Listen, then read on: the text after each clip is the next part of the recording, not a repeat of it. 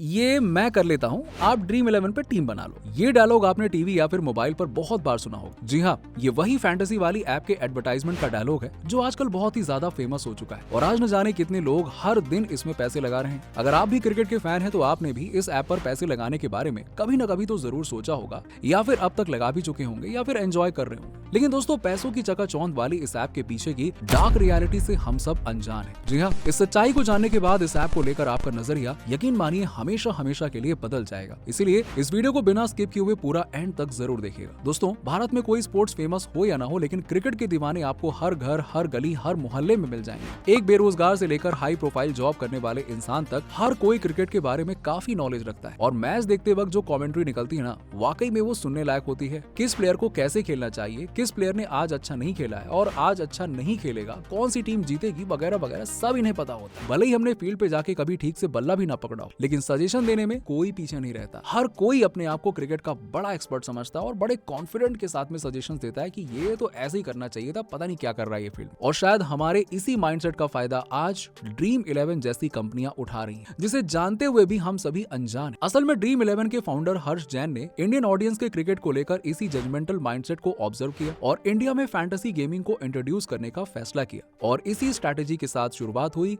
Dream 11 की। साल था 2008। उस समय भारत में आईपीएल नया नया शुरू हुआ था। हालांकि ड्रीम 11 ऐप उस समय आज के मुकाबले काफी अलग होती थी। उस समय ये कंपनी ना तो प्रॉफिट कमा रही थी और ना ही इसकी ग्रोथ कुछ खास अच्छी हो रही थी। लेकिन साल 2012 में इसके फाउंडर ने इसमें थोड़ा सा चेंज करके एक प्रोडक्ट मार्केट फिट तैयार किया। इसके बाद ये कंपनी पूरी तरह से बदल गई। अब ड्रीम 11 के बिजनेस मॉडल और फंक्शनिंग की अगर बात करें तो बेसिकली ये एक ऐसा प्लेटफॉर्म है जहां लोग क्रिकेट, हॉकी और फुटबॉल जैसे कई स्पोर्ट्स में अपनी एक फैंटेसी टीम क्रिएट करते हैं और अपनी उस टीम का कंपटीशन दूसरे यूजर्स की बनाई गई टीम से करवाते हैं। इसमें हर प्लेयर को उसकी परफॉर्मेंस के हिसाब से पॉइंट्स दिए जाते हैं, जिसका मतलब ये होता है कि जिसकी टीम में बेस्ट परफॉर्मिंग प्लेयर्स होते हैं वो यूजर गेम जीत जाता है। अब खेलने के लिए ड्रीम 11 में स्मॉल, मेगा, ग्रैंड और प्राइवेट सभी तरह के लीग्स मौजूद हैं, तो यूजर्स अपने हिसाब से किसी भी लीग में पार्टिसिपेट कर सकता है जैसा वो चाहे। वैसे प्राइवेट हो या पब्लिक, हर तरह की लीग में ड्रीम 11 का मिनिमम 20% तक का कमीशन फिक्स रहता है और यही 20% इसकी अर्निंग का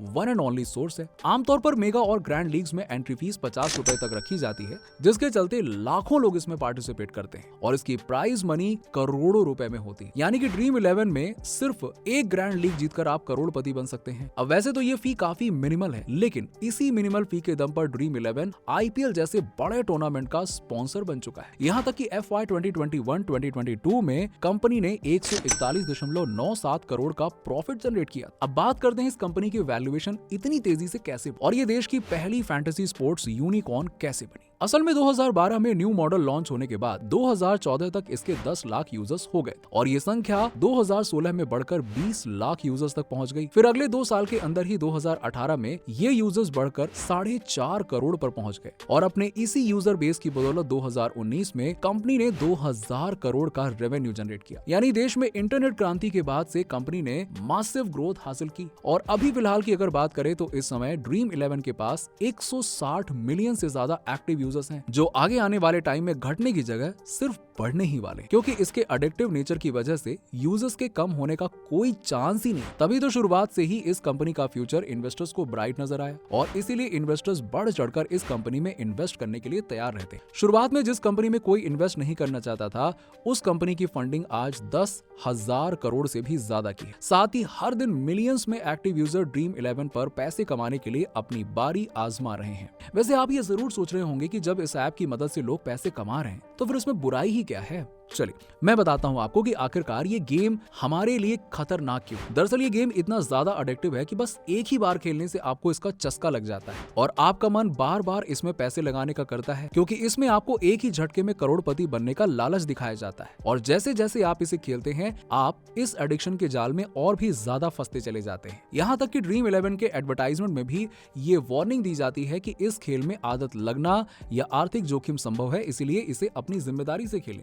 तो लोग अपनी जिम्मेदारी से खेलते भी हैं। आप जीते या हारें, लेकिन आप दूसरी बार ये गेम फिर से खेलने के लिए मजबूर हो जाते हैं। उदाहरण के लिए, अगर आप पैसे जीतते हैं तो आपको और पैसे कमाने का मन करता है, सिंपल, और फिर आप दोबारा इसमें पैसे लगा बैठते हैं। वहीं अगर आपके पैसे डूब जाते हैं तो आप अपने हारे हुए पैसों को रिकवर करने के लिए इसे बार बार खेलते हैं, बार बार खेलते हैं, खेलते रहते हैं। सिर्फ 50 रुपए में पार्टिसिपेट करने में प्रॉब्लम ही क्या है? सिर्फ इसी उम्मीद में कि शायद अगली बार मैं कोई बड़ा अमाउंट जीत जाऊं तो पार्टिसिपेट करते रहते हैं आप। इस तरह से एडिक्शन का ये गेम चलता रहता है और मैच तो हर दिन होते ही होते हैं, और आपको भनक भी नहीं लगती है कि कब आप इसके आदी बन चुके हैं। कहने को तो ये एक क्रिकेट फैंटेसी गेम है, लेकिन सही मायनों में ये गैम्बलिंग यानी कि जुए से कम नहीं है। अब आपके मन में ये सवाल जरूर आ रहा होगा कि अगर ड्रीम 11 एक जुआ है तो फिर ये कंपनी इंडिया में चल कैसे रही है? क्योंकि इंडिया में तो जुआ बैन है ना, इसे बैन क्यों नहीं किया गया? और चलना तो दूर की बात है, ये तो इंडिया के टॉप क्रिकेट इवेंट्स में स्पॉन्सर भी बनी हुई है। एक गैम्बलिंग ऐप के लिए आखिरकार ये कैसे पॉसिबल है? असल में दोस्तों, इसे समझने के लिए हमें एक केस के बारे में जानना होगा। साल 2020 में राजस्थान के चंद्रेश सांखला नाम के एक शख्स ने ड्रीम 11 के खिलाफ FIR दर्ज करवाई थी। उनका कहना था कि ड्रीम 11 क्रिकेट फैंटेसी की आड़ में लोगों के बीच में गैम्बलिंग और बैटिंग जैसी चीजें प्रमोट कर रहा है, इसीलिए इसे इंडिया में बैन कर देना चाहिए। लेकिन राजस्थान हाई कोर्ट ने इस पिटीशन को रद्द कर दिया, ये कहते हुए कि इस क्रिकेट फैंटेसी गेमिंग का रिजल्ट लक या चांस पर डिपेंड नहीं करता है, बल्कि ये डिपेंड करता है पार्टिसिपेंट्स की स्किल पर। और क्योंकि ये गेम स्किल और टैलेंट बेस्ड है, इसीलिए इसे गैम्बलिंग करार तो बिल्कुल नहीं दिया जा सकता। इसी के चलते इस केस को रद्द कर दिया गया। अब बाद में केस सुप्रीम कोर्ट तक भी जा पहुंचा, लेकिन वहां भी सेम वर्डिक्ट सुनाया गया जो राजस्थान हाई कोर्ट में सुनाया गया था। रीजन सिंपल था कि ड्रीम 11 में हम किसी पर्टिकुलर टीम पर बेट नहीं लगाते हैं, बल्कि खेल रही दोनों टीम में से अपनी चॉइस के प्लेयर्स चुनते हैं, और मैच के एंड में उन प्लेयर्स की परफॉर्मेंस पर यह डिपेंड करेगा कि हम जीते हैं या हारे हैं। यानी कि एक तरह से इस गेम को खेलते हुए टीम्स और प्लेयर्स को लेकर हमारी नॉलेज यूज हो रही है, ना कि लक या फिर चांस। इसीलिए इस गेम को गैम्बलिंग नाम नहीं दिया जा सकता। दरअसल कंपनी ने भी अपनी मार्केटिंग में कुछ ऐसे ही चेंजेस कर दिए हैं, जिससे ये दिखाया जाए कि ड्रीम 11 लक नहीं बल्कि दिमाग का गेम है।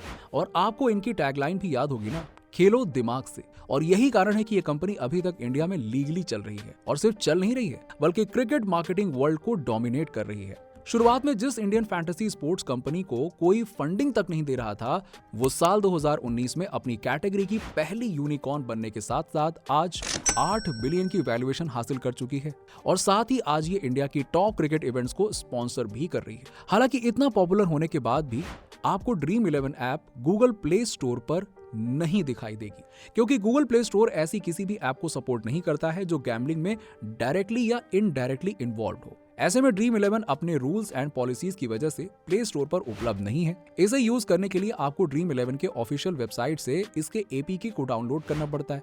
दोस्तों, अब लास्ट में अगर हम बात करें कि क्या आपको ड्रीम 11 यूज करना चाहिए या नहीं, तो इसका आंसर देते हुए मैं कहना चाहूंगा कि आज के जमाने में हमारे पास हजारों ऐसे प्रोडक्टिव ऑप्शंस अवेलेबल हैं जिसकी मदद से हम पैसे कमा सकते। ऐसे में ड्रीम 11 या उसके जैसे किसी ऐप में अपना कीमती समय और पैसा लगाना किसी भी तरीके से एक वाइज ऑप्शन बिल्कुल नहीं। हाँ, मैं मानता हूं कि इस प्लेटफॉर्म पर क्रिकेट की नॉलेज रखने वाले लोगों के लिए पैसे कमाने की अपॉर्चुनिटीज मौजूद हैं, और नॉलेज तो हम सबके पास में है। लेकिन हर दिन अपना कीमती समय लगाकर 100-200 रुपए कमाना कहां से अक्लमंदी है? इसकी जगह अगर आप अपनी स्किल को डिस्कवर करके उस पर अपना टाइम इन्वेस्ट करेंगे तो इससे कहीं ज्यादा प्रॉफिटेबल होगा वो।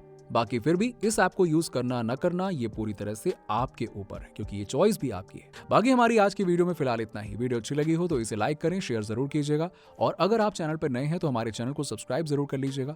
मिलते हैं जल्दी ऐसी ही और भी इंटरेस्टिंग वीडियो में। तब तक के लिए गुड बाय।